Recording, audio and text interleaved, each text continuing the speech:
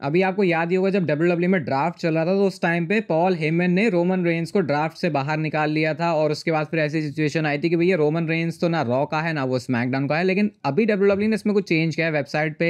अगर हम यहाँ पे देखें भाई तो रोमन रेंस को इन्होंने स्मैकडाउन का सुपरस्टार अभी के लिए दिखा दिया है। और मैं आपको ये बता देता हूँ कि जो फ्री एजेंट की लिस्ट है वो अलग है। तो अगर रोमन रेंस को वो स्मैकडाउन ब्रांड नेम के साथ दिखा रहे हैं तो इसका मतलब कि रोमन रेंस अब स्मैकडाउन ब्रांड के ही काइंड ऑफ एक्सक्लूसिव सुपरस्टार हैं। लेकिन फिर शायद मैं इसको इस तरीके से देख रहा हूँ कि डब्ल्यूडब्ल्यू को जब भी मंडे नाइट रॉ पे भी रोमन रेंस को चाहिए वो उनको लेके आ सकते हैं। और वैसे भी हम देखते हैं कि निक ऑल्डेस और एडम पियर्स को बैठ के बस एक मीटिंग ही करनी होती है, उसके बाद जो सुपरस्टार है वो लैंड हो जाता है। बट क्योंकि रोमन रेंस की मेजर स्टोर लाइन स्मैकडाउन में है तो शायद इस वजह से वेबसाइट में डब्ल्यूडब्ल्यू ने एक चेंज कर दिया, जिसका मतलब फ्री एजेंसी वाला स्टेटस शायद रोमन रेंस का नहीं है लेकिन ना होते हुए भी है। और अभी आज वीडियो आपको अलग तरीके से दिख रही होगी, पीछे सीटी की आवाज़ भी आ गई होगी। अगर मैं इसको अच्छे से हटाया था तो शायद फिर आपको ना सुनाई दे। वेलकम है आपका वॉइस ऑफ रेसलिंग के एपिसोड नंबर 504 में। अभी मेरे को जाना है भाई थोड़ा हॉस्पिटल वगैरह के लिए, तो जल्दी से ही मैं इसको कर रहा हूँ। तो आज ज़्यादा एक्सपेक्ट मत करना, संडे था तो मेरे को लगा बिना फेस कैम के मज़ा नहीं आता, ऐसा लगता है कि अपनी फीलिंग्स पूरी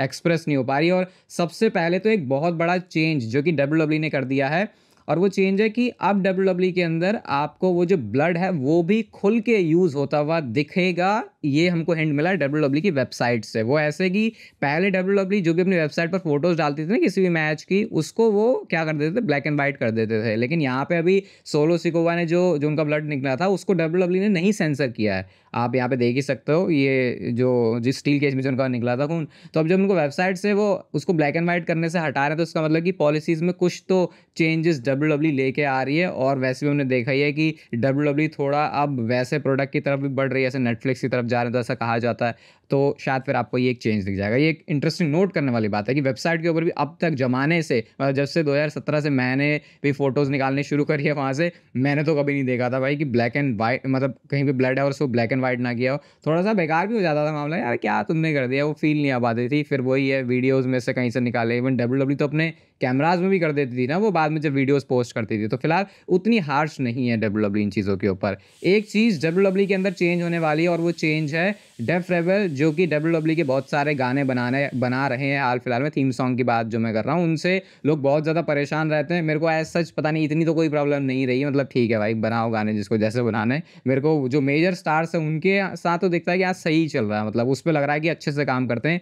बट डेफ रेबल के साथ अब ये जो है अपना जो भी है कॉन्ट्रैक्ट इसको रिन्यू नहीं कर रहे। और अब डब्ल्यूडब्ल्यू की अप्रोच कुछ ऐसे रहने वाली है कि वो ऐसे ही स्टार्स को उठाएंगे जो कि फिर उनके थीम सॉन्ग बनाए या फिर उनके ऑलरेडी बने हुए थीम सॉन्ग को यूज़ करें। पता नहीं ये कैसे होने वाला है जो भी है, बट ऐसा स्पेसिफिक डब्ल्यूडब्ल्यू के साथ ही कोई ऐसा बंदा नहीं जुड़ेगा अभी जो कि म्यूज़िक प्रोड्यूस करे, क्योंकि फिर डब्ल्यूडब्ल्यू इतना दिमाग के घोड़े दौड़ा देती है कि वो चीज़ें ही बकवास हो जाती हैं। तो क्या पता कोलैब में किसी ऑलरेडी बड़े आर्टिस्ट के साथ मिल के आपको आने वाले टाइम में सुपरस्टार्स के जब रीपैकेज होना हो या किसी का डेब्यू होना हो, रिटर्न होना, तो ये चेंज आपको एक दिख सकता है। और ये ट्रिपल एच काफ़ी एक्सप्लोर करते रहते हैं तो उससे ये भी हो जाएगा कि सेलिब्रिटी भी शायद उस गाने को प्रमोट करे, फिर उससे डब्ल्यूडब्ल्यू के ऊपर भी आई बॉल्स आ जाएँ।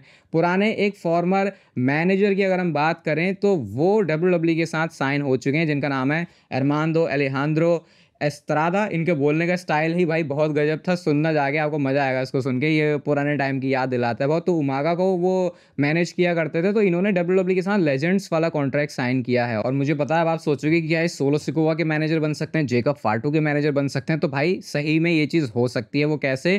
क्योंकि जेकब फाटू के साथ उनका ऑलरेडी डब्ल्यूडब्ल्यू में आने से पहले ही एक कनेक्शन है जो कि हमने वहाँ पर देखा था। तो शायद उस चीज़ को वो कंटिन्यू कर सकते हैं। और अगर एक मैनेजर एक वाइज मैन की ज़रूरत है, क्योंकि ट्राइबल चीफ को हमेशा वाइज मैन की ज़रूरत होती है, तो शायद उस आइडिया के साथ भी डब्ल्यूडब्ल्यू जा सकती है। या फिर वो ऐसे भी कर सकते हैं इस चीज़ को कि क्या करें, वो जेकब फाटो के साथ ऑलरेडी तो है कनेक्शन, तो जब उनको स्टैब्लिश करना हो एक इंडिविजुअल सिंगल सुपरस्टार की तरह, तो फिर शायद उस पॉइंट पे ये इनका यूज़ कर सकते हैं। बाकी लेजेंड्स की लिस्ट में बहुत सारे डब्ल्यूडब्ल्यू के नाम है, जब चाहे उनको यूटिलाइज कर लेते हैं। तो देखते हैं अगर इनका भी कुछ ऐसा दिन आ रहा है, डब्ल्यूडब्ल्यू कुछ ऐसा प्लान कर रही है या फिर नहीं। रोमन रेंज के बारे में देखो, एक चीज़ हमने नोटिस करी इस हफ्ते स्मैकडाउन में कि हम थोड़े से कंफ्यूजन में थे। वैसे तो मैंने आपको बता ही दिया था कि भाई 99.9999% रोमन रेंज आने ही वाले हैं, उसके बाद तो फिर वो दिखाई रहे थे। लेकिन डब्ल्यूडब्ल्यू ने ऐसे हाइप करके नहीं बताया था रोमन रेंज के नेम को। उसके पीछे एक रीज़न है कि ताकि WWE बिल्कुल चीज़ों को ऑब्वियस ही ना बना दे कि अब रोमन रेंस क्योंकि अब रेयर आने लगे हैं, तो अब अगर उनको वो ऐसे हाइप करके एडवर्टाइज करके सब कुछ दिखाने लगेंगे तो लोगों के लिए भी चीज़ें ऑब्वियस हो जाएंगी, अच्छा ये मूवमेंट है, सेगमेंट में रोमन रेंस आने वाला है, तो कहीं उस चीज़ को थोड़ा सा डिस्कार्ड करने के लिए, उसको एलिमिनेट करने के लिए WWE अब ऐसा भी करेगी कि रोमन रेंस को एडवर्टाइज नहीं कर रही, ज़्यादा फीचर नहीं कर रही, उसके बावजूद भी वो शोज़ पर होंगे। और अभी तुमको पता ही है कल स्मैकडाउन में जो हमने देखा बैड ब्लड की वजह से, अभी तो वहाँ पे बहुत कुछ स्टोरी चलने वाली है, तो वो भी एक इंटरेस्टिंग पॉइंट होगा कि आने वाले जो स्मैकडाउन के शोज़ हैं तो हम एक थोड़े उसके साथ भी देख सकते हैं मजे से कि अगर रोमन रेंस नहीं भी एडवर्टाइज हैं तो एक्सपेक्टेड है, और फिर वो अपीयरेंस वाली चीज़ थोड़ा ज़्यादा और कूल बनाती है चीज़ों को। तो इस वजह से हमने इस स्मैकडाउन में थोड़ा सा कंफ्यूजन देखा था, सीजन प्रीमियर होने के बाद भी WWE ने ज़्यादा इसको कुछ खुल के बताया नहीं था। निक ऑल्डिस नहीं सॉरी एडम पियर्स, इन्होंने एक अनाउंसमेंट कर दिया, और अनाउंसमेंट ये है कि मंडे नाइट रॉ में भाई वो भयंकर धांसू वाला मैच होने वाला। कौन सा मैच? जो हमने पहले भी देखा है, Bronson read and Braun Strowman के बीच में। तो ये लास्ट टाइम तो भाई क्या इन्होंने जाके मारा था एक दूसरे को, उधर वो वाला स्पॉट जो कार के ऊपर स्यू नाम ही लिखाया था ब्रॉन्सन रीड ने। इससे पहले भी हमने एक्सपेक्ट किया था ना कि शायद वो जो रिंग है वो टूट सकती है, तो शायद इस मैच में स्पॉट में WWE वो काम कर दे। और साथ में एक और मैच भी एडवर्टाइज किया था डेमन प्रीस्ट और डोमिनिक मिस्टेरो का। तो ये मंडे नाइट रॉ का लाइनअप रहेगा, ऊपर से सीएम पंक आ रहे हैं, तो भाई ये मंडे नाइट रॉ तो कांट मिस होगी। ये क्या भाई, सारे मंडे नाइट रॉ के एपिसोड बहुत बढ़िया ही जा रहे हैं, बहुत बहुत कंसिस्टेंट वे में मंडे नाइट रॉ ने परफॉर्म किया है। रिकीशी भाई साहब, इनका ना मुंह जो है वो बंद नहीं हो रहा बिल्कुल भी। अब इन्होंने अपने बच्चों को छोड़ के, अपने मतलब बच्चों को मतलब अपने सगे जे ओसो, जिमी ओसो, सोलो सिकोआ को छोड़ के अब थोड़ा सा जेकब फाटू के बारे में बोलना शुरू किया है। इन्होंने क्या बोला कि जो जेकब फाटू की एंट्रेंस है ना, उसको थोड़ा सा और स्पाइस अप, उसको और थोड़ा ज़्यादा और एनिमेटेड कुछ वैसा बनाने की ज़रूरत है कि भाई लगे कि कोई तगड़ा बंदा आ रहा है, ताकि उनकी जो एंट्रेंस है वो और ज़्यादा ड्रामेटिक फील हो। आई थिंक अभी तक जेकब फाटू को ऐसे सोलो आते हुए, मतलब सोलो मतलब ऐसे सिंगल्स आते हुए हमने इतना ज़्यादा वैसे देखा भी नहीं है।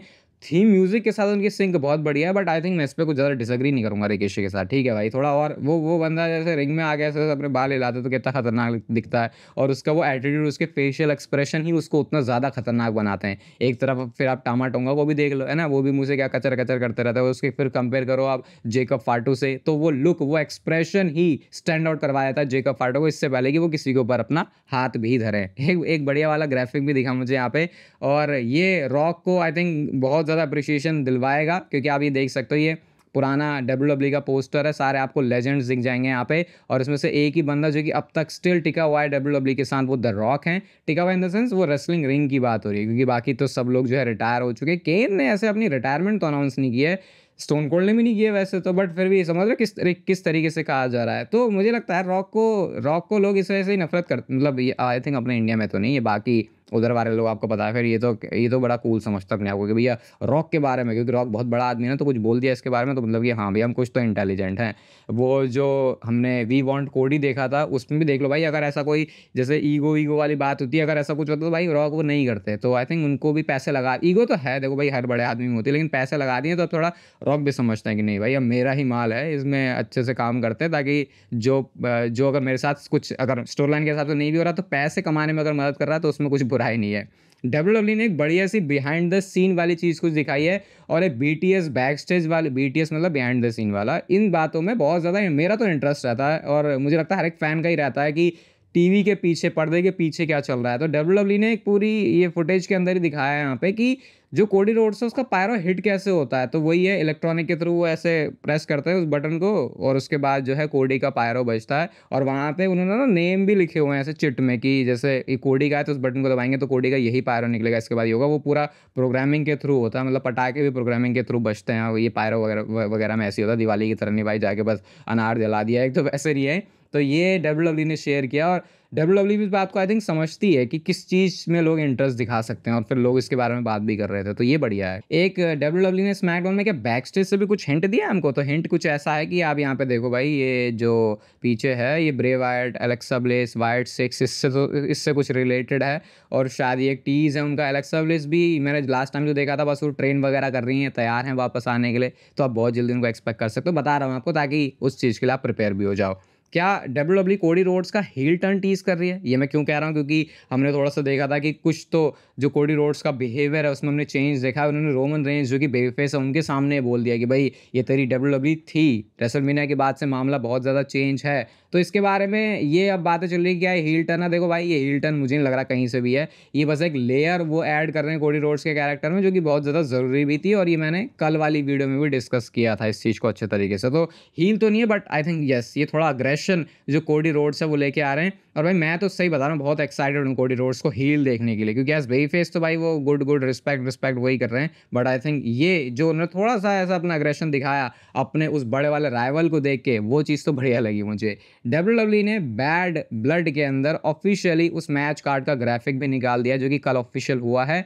ये आप देख ही सकते हो यहाँ पे, Roman Reigns and Cody Rhodes versus Jacob फाटू and solo Sikoa. और भाई काफ़ी बढ़िया लग रहा है। डब्ल्यूडब्ल्यूई काफ़ी अलग अलग वेबसाइट के लिए अलग, फिर सोशल मीडिया के लिए अलग, सब कुछ अलग ही कर रही है। अब इस मैच के बारे में एक बहुत ही शॉकिंग चीज़ डब्ल्यूडब्ल्यूई कर सकती है बैड ब्लड में।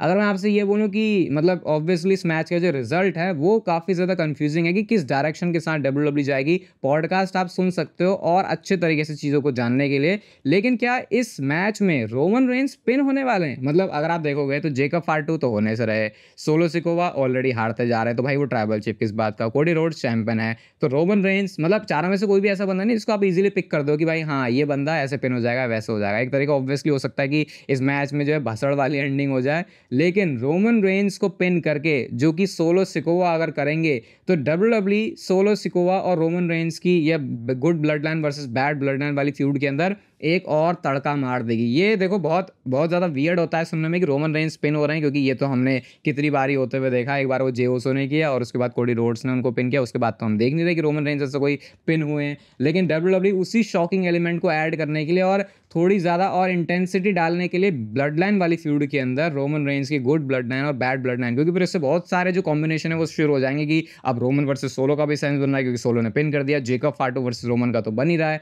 और उसके बाद good blood line versus bad blood line में और इंटेंसिटी डालने के लिए डब्ल्यूडब्ल्यूई यहाँ पर थोड़ा सा हील वाली टीम के साथ झुक सकती है। और अगर पिनफॉल वाला मूवमेंट सोलो सिकोवा को मिलता है तो सोचो उनको भी कितना बड़ा एलिमेंट मिलेगा कि भाई देखो मैंने पिन कर। आई थिंक यहाँ पे गड़बड़ ये है कि रोमन रेंज के मोमेंटम के लिए जो कि आए हैं और आने के बाद ही अपना पहला मैच खुद ही पिनफॉल के सहारे से हार जाएंगे, वो फैक्टर जो है बुरा हो सकता है यहाँ पे। लेकिन डब्ल्यूडब्ल्यूई ने ऐसा कई बार किया हुआ है कि भाई थोड़ा सा एक स्टेप बैक लेके, स्टेप बैक भी इसे क्या बोलेंगे, थोड़ा सा और ज़्यादा गर्मी प्रोड्यूस करने के लिए किसी फ्यूड में। बाकी इसके बारे में और अच्छे से हमने स्पॉटिफाई पे बात की, तो लिंक आपको उसका पहले ही डिस्क्रिप्शन में मिल जाएगा कैसे मैच का आउटकम होगा। ये वीडियो अगर आपको अच्छी लगी तो इसे लाइक कर दो, चैनल को सब्सक्राइब कर दो ऐसी और मस्त वीडियोज़ के लिए। और तब तक के लिए जिंदगी के मजे।